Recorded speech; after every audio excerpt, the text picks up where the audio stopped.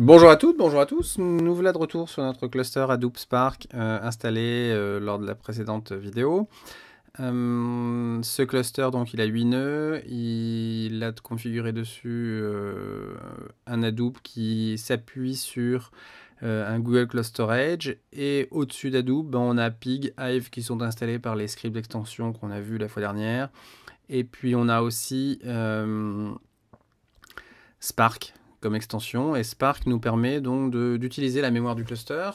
L'installation que l'on a fait, elle est assez simple, elle prend 80% de la mémoire de tous les nœuds, donc on a 8 nœuds avec 32 cœurs au total, et ça nous fait 94 gigas de mémoire disponible pour pouvoir traiter toutes les données que l'on va vouloir traiter.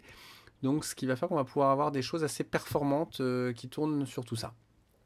Alors, pour aller utiliser Spark, il faut donc aller dans le user Hadoop.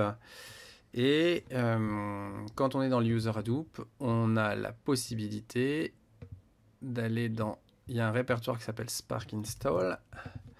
C'est des Spark Install. Et dans Spark Install, vous allez pouvoir, à ce moment-là, vous créer un shell qui s'appuie sur le serveur Spark du cluster, en fait sur l'ensemble du cluster. Si vous lancez bin Spark Shell tout seul, il va juste vous lancer un shell sur votre master, il ne va pas vous lancer un shell sur l'ensemble qui s'appuie sur l'ensemble des ressources du cluster. Et donc, quand on lance ça, une application est créée avec un serveur HTTP qui lui est propre. Et cette notion d'application, ça va être quelque chose qui va pouvoir maintenir le contexte entre tous les nœuds et surtout qui va pouvoir adresser l'ensemble de la mémoire et répartir les blocs et les traitements sur l'ensemble des nœuds du cluster.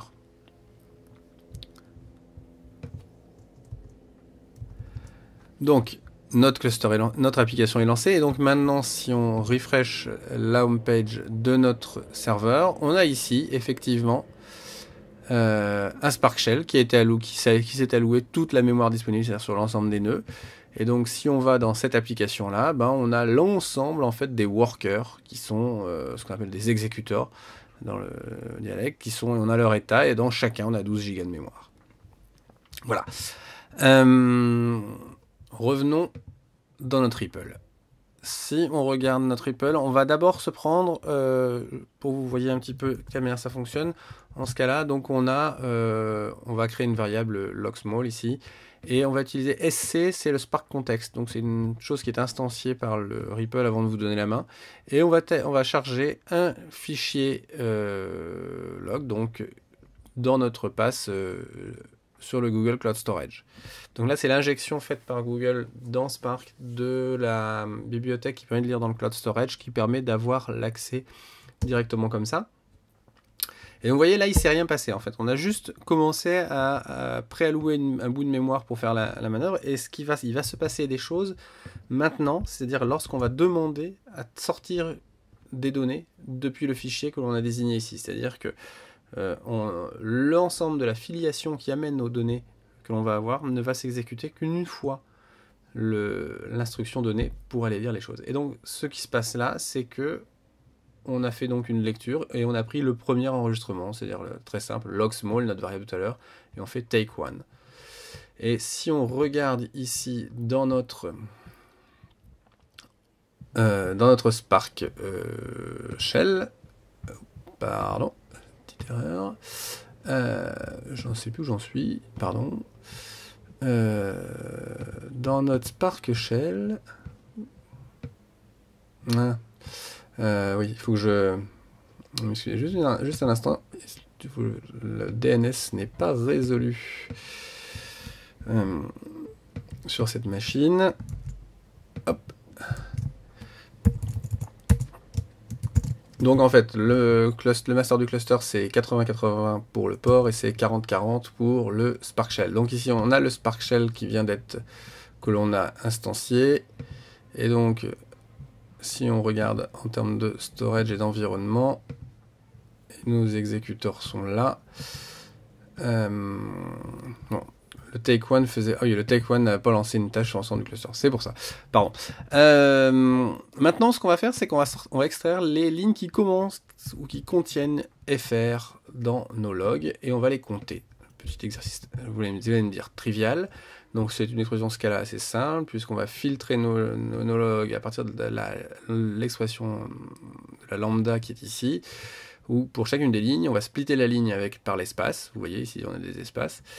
On va prendre le premier élément, c'est-à-dire cette partie-là, ici, et on va vérifier qu'elle contienne bien FR. Et ça va nous faire donc un nouvel ensemble de lignes. Et vous voyez, là, à nouveau, il ne s'est rien passé, parce que, pour le moment, on n'est pas allé faire d'opération sur ces fichiers. Alors, si on lance l'opération, si on fait logsmallfr.count, on va lire l'ensemble des données. Si on relance un logsmallfr.count, on va les relire à nouveau depuis le disque. Donc il faut, avant de faire ça, signaler à Spark qu'on va vouloir mettre en cache ce logsmallfr lors de la prochaine lecture qui va se dérouler maintenant. Et donc là, on va lancer un processing, il va aller lire le fichier. Il va aller lire le fichier sur le cluster et on va pouvoir, à ce moment-là, voilà, on a eu un stage qui a été actif et donc on va pouvoir, qui s'est déroulé en 13 secondes, relativement rapide, et donc on va pouvoir récupérer les données. Donc on a 536 000 enregistrements qui correspondent aux critères qu'on avait fixés préalablement. Et donc vous avez vu, ça a pris 13 secondes. Maintenant, si je relance à nouveau ce calcul maintenant, il va prendre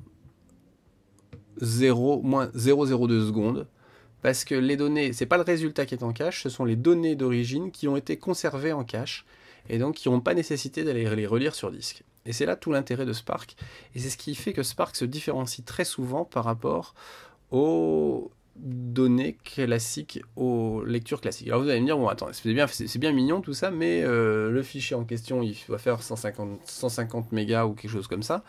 Ça va pas nous emmener bien loin. Donc on va faire les choses un peu différemment.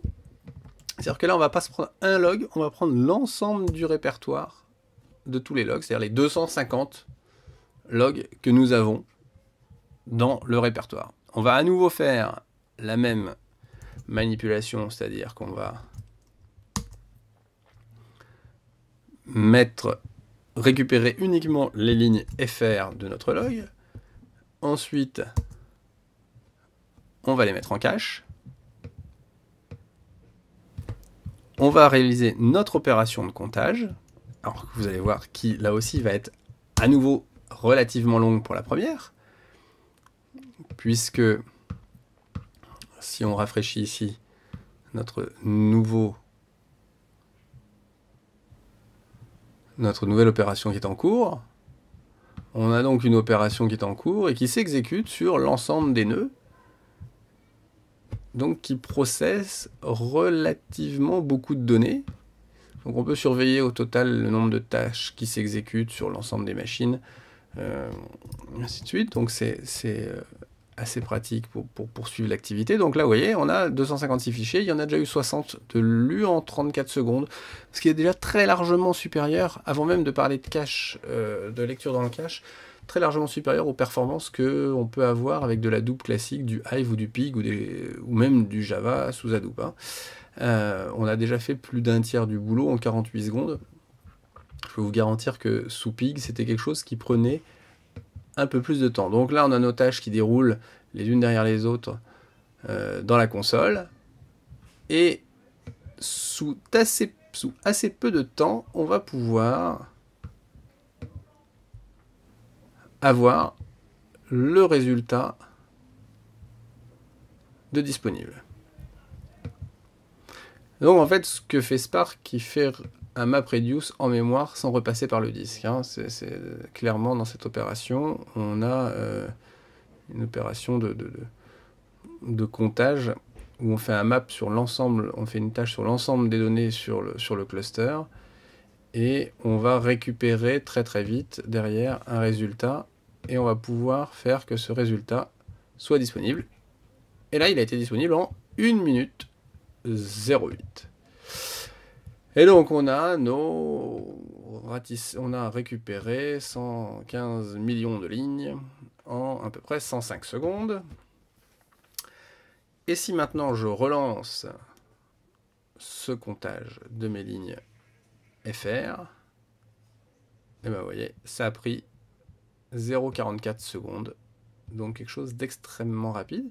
Mais si maintenant on retourne voir ici nos stages dedans, on a bien lu les 256 fichiers à nouveau, sauf qu'on ne les a pas lus depuis le disque, on les a lus depuis le cache qui est en mémoire. Voilà, c'était un très rapide aperçu de ce qu'on pouvait faire avec Spark et de la manière de laquelle ça fonctionnait au-dessus d'un cluster Hadoop implémenté sur Google Cloud Storage.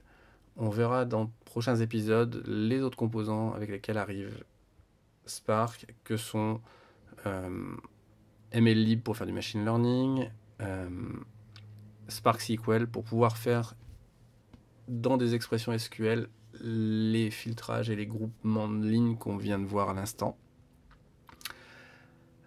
Et plein d'autres choses. Merci de votre attention. À très bientôt.